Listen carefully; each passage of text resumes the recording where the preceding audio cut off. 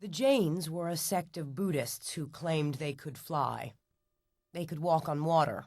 They could understand all languages. It said they could turn junk metal into gold.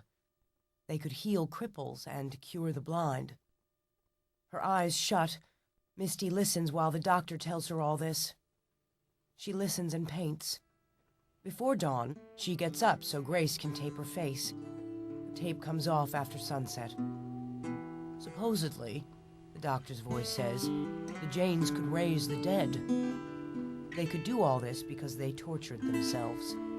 They starved and lived without sex. This life of hardship and pain is what gave them their magic power. People call this idea asceticism, the doctor says. Him talking, Misty just draws. Misty works while he holds the paint she needs, the brushes and pencils. When she's done, he changes the page. He does what Tabby used to.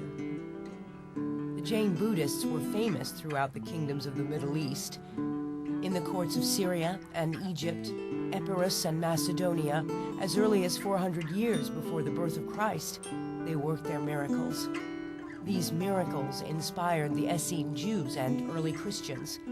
They astonished Alexander the Great. Dr. Touche, talking on and on, he says Christian martyrs were offshoots of the Jains. Every day, St. Catherine of Siena would whip herself 3 times. The first whipping was for her own sins. The second whipping was for the sins of the living. The third was for the sins of all dead people. St. Simeon was canonized after he stood on a pillar, exposed to the elements, until he rotted alive.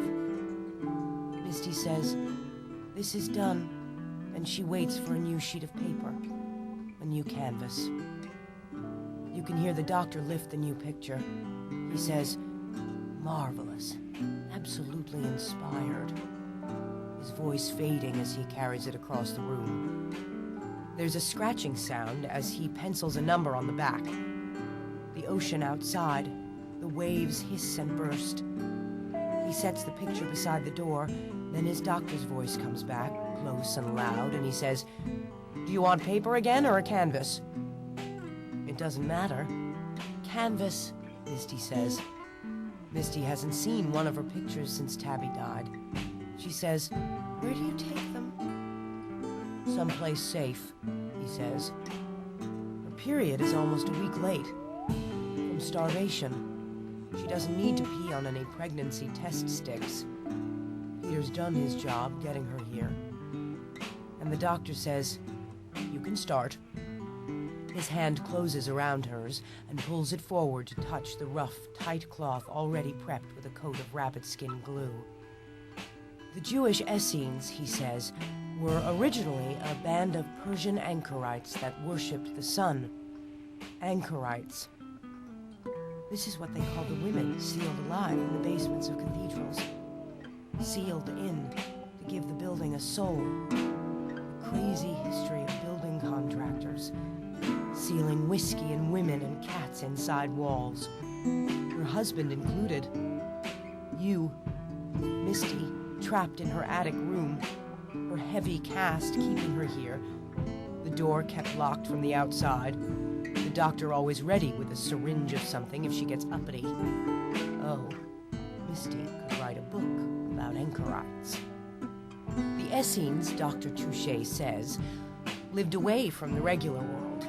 They trained themselves by enduring sickness and torture. They abandoned their families and property.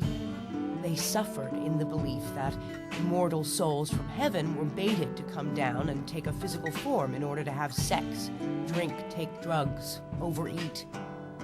Essenes taught the young Jesus Christ. They taught John the Baptist. They called themselves healers and performed all of Christ's miracles, curing the sick, reviving the dead, casting out demons, for centuries before Lazarus. The Jains turned water into wine centuries before the Essenes, who did it centuries before Jesus. You can repeat the same miracles over and over as long as no one remembers the last time.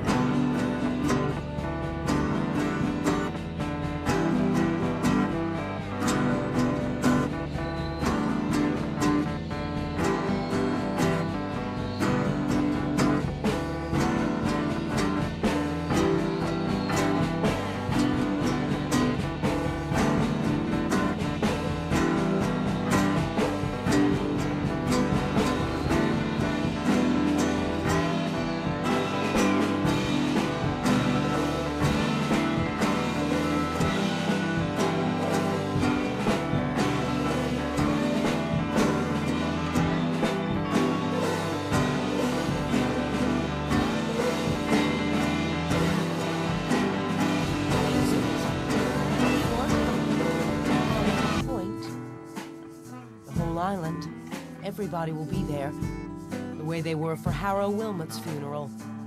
Dr. Touche embalming the body in his green-tiled examining room, with his steel accountant's desk and the fly-specked diplomas on the wall. Ashes to ashes, the baby in an urn. Leonardo's Mona Lisa is just 1,000 smears of paint. Michelangelo's David is just 1,000,000 hits with a hammer. We're all of us 1,000,000 bits, put together the right way. The tape tight over each eye, keeping her face relaxed. A mask. Misty says, "Has anyone gone to tell Peter?" Someone sighs. One long breath in, then out. And Grace says, "What would that accomplish?"